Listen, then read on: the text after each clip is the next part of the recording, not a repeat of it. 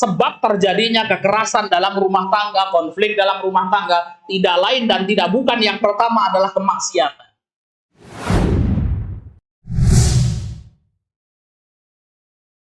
Baik, Ustaz. Nah, yang seperti ini kan pastinya ibarat pepatah, tidak mungkin ada asap kecuali ada api. Pasti segala satu mesti ada sebab akibat. Terjadinya kekerasan di dalam rumah tangga ini mesti akan ada sebab-sebabnya. Nah, ini apa, Ustaz, yang menjadi penyebab terjadinya kekerasan dalam rumah tangga ini? Ya, sebab terjadinya kekerasan dalam rumah tangga, gitu ya. Konflik di dalam rumah tangga. Bapak Ibu yang dimuliakan Allah Subhanahu wa taala, sebab terjadinya kekerasan dalam rumah tangga, konflik dalam rumah tangga, tidak lain dan tidak bukan yang pertama adalah kemaksiatan. Ya.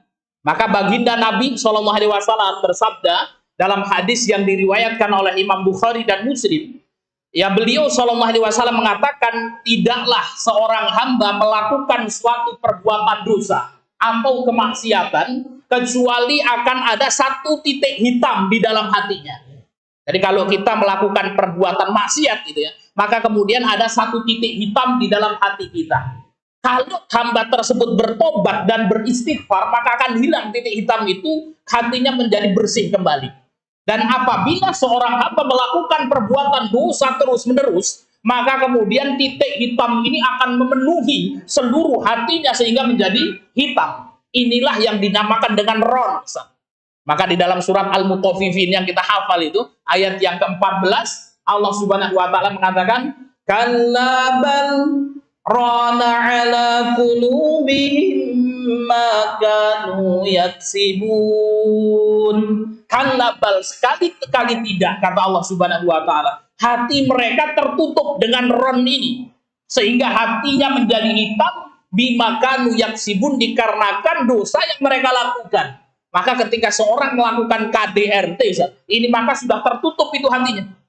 Dia sudah tidak bisa yang melihat mana yang baik dan mana yang buruk, gitu ya. Sehingga kemudian hatinya tertutup, melakukan ya kekerasan di dalam rumah tangganya, memukul istrinya, memukul anaknya. Itu karena perbuatan dosa yang terus-menerus ya lakukan. Maka hati-hati Bapak Ibu yang dimuliakan Allah Subhanahu wa taala dengan perbuatan dosa ini. Dan para ulama mengatakan apa? Fa innar rajula la yuhramu rizqu bidzanbi yusibuhu. Sungguh seseorang itu akan dihalangi rizkinya dikarenakan dosa yang ia perbuat. Maka ketika ada seseorang yang kemudian melakukan perbuatan dosa itu, sehingga rizkinya terhalang, sehingga ekonominya berkurang, Bapak Ibu, maka ya problem ekonomi itu juga bisa menjadi ya masalah dalam rumah tangga itu ya. Maka kemudian ketika ya seseorang berbuat maksiat, hatinya akan tertutup, kemudian ya rizkinya pun akan ditutup oleh Allah Subhanahu wa taala. Maka ini yang pertama adalah ya perbuatan dosa. Hati-hati dengan perbuatan dosa ini Bapak Ibu yang dimuliakan Allah.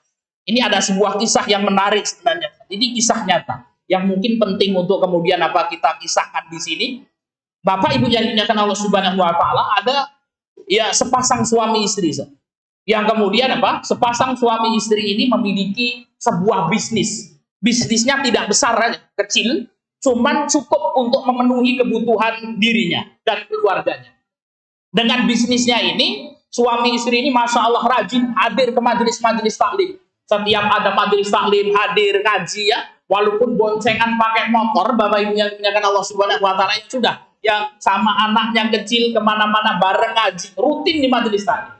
Sehingga suatu hari ketika mereka pulang ke rumahnya, suami berkata, "Bu, ini bisnis kita kok biasa-biasa aja.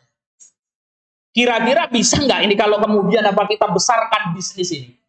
"Bisa Pak, tapi ya harus ada suntikan dana itu, tambahan modal." Sehingga kemudian Bapak Ibu yang dimuliakan Allah, dua orang ini sudah tahu itu, sudah ngaji. Akhirnya dua orang ini dengan ilmunya itu dia sudah tahu melanggar, dia meminjam pinjaman ribawi. Pinjaman ribawi itu digunakan untuk mengolah bisnisnya besar. Sehingga kemudian yang tadinya ngaji itu ya setiap malam itu seminggu 3 kali. Ya. Yang tadinya seminggu 3 kali, 1 bulan sekali. Terus berkembang bisnisnya sampai membuka cabang di luar kota. Habis itu suaminya jarang pulang. Ketika jarang pulang, naudzubillah min dzalik, Bapak Ibu yang dimuliakan Allah Subhanahu wa taala, terjadi sebuah kemaksiatan yang sangat luar biasa. Suaminya berzina dan ketahuan sama istrinya, dan istrinya mengatakan, "Ustaz, ya, suami saya sudah melakukan dosa yang tidak bisa aku maafkan." Akhirnya pecah keluarganya.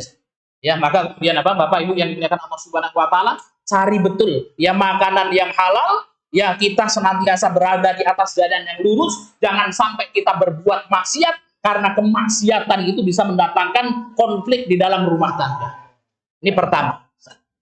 Ada yang kedua, ada yang ketiga. Ini disebutkan atau lanjut? Silakan kan ya. Dilanjutkan ya. Lanjutin ya. Ya, maka kemudian apa sebab ya terjadinya KDRT ya atau konflik di dalam rumah tangga itu, kekerasan dalam rumah tangga, Bapak Ibu yang dimuliakan Allah Subhanahu wa taala, adalah ya kurang mengertinya tujuan menikah itu untuk apa. Nah, ini mas-mas ini yang belum menikah banyak ya gitu. Mas, ini yang belum menikah, tunjuk jari dulu, yang belum menikah. Nah, ini siapa namanya, Mas?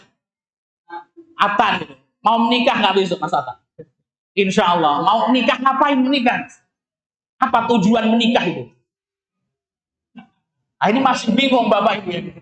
Maka kemudian ini bahaya kan gitu ya. Maka sebab terjadinya KDRT itu ya, konflik dalam rumah tangga, tidak mengetahui tujuan menikah. Tujuan menikah tentunya untuk ibadah ya. Insya Allah masnya tahu, tapi malu ini Pak Ustadz mau menjawab kan gitu ya. Nanti kedengaran akhwat di belakang kan nanti ya. Tawadhu kan gitu ya. Ya, tidak tahu tujuan menikah. Bapak Ibu yang dimuliakan Allah Subhanahu wa taala, ketika kita menikah itu, maka seorang harus mengetahui untuk apa dia menikah. Menikah adalah untuk mencari ridho Allah Subhanahu wa taala, untuk mencari jannahnya Allah Subhanahu wa taala. Maka baginda Nabi SAW bersabda, ya idza tazawwajal abdu, apabila seorang hamba menikah, faqad kamula nisfadin, maka dia telah ya memenuhi setengah agamanya. Falyattaqillaha fi nisfil baqi, maka bertakwalah kepada Allah di setengah agama yang lain. Maka bapak-bapak, ibu-ibu yang sudah menikah ini, itu sudah mendapatkan setengah agama, Pak. Kenapa? Kita ini akan diuji oleh dua hal. Yang pertama adalah fitnah syubhat, dan yang kedua adalah fitnah syahwat. Orang kalau sudah menikah, fitnah syahwat itu sudah kemudian apa? Terpenuhi ini, kan ya? Tinggal fitnah syubhatnya. Orang kalau sudah menikah sudah dapat setengah agama. Apa kata Allah Subhanahu wa taala? Kalau ingin masuk surga, falyattaqillah. Bertakwalah kepada Allah finis fil baqi, di setengah yang kedua. Maka kemudian apa, kalau kita menikah untuk mencari ridho Allah, mas-masnya ini ketika mau melamar besok kan gitu ya, "Dik, mau nggak menikah sama saya? Insya Allah engkau akan kujadikan bidadariku, akan kujadikan permaisuriku di dunia, dan kujadikan ratu bidadariku di surga." Kan? Ini tujuan menikah seperti itu. Ya, karena Allah Subhanahu wa taala. Insya Allah ketika apa? Niatnya sudah benar, Allah akan tolong itu. Kemudian yang ketiga, sebab terjadinya KDRT itu kurangnya ilmu. Ilmu agama, terutama ya ilmu tentang hak dan kewajiban suami istri. Maka ini harus didalami. Kalau insya Allah seseorang itu sudah tahu tujuan menikah, ya kemudian dia tahu ilmunya, ya seperti apa, insya Allah akan Allah Subhanahu wa taala jaga dirinya dan keluarga. Baik.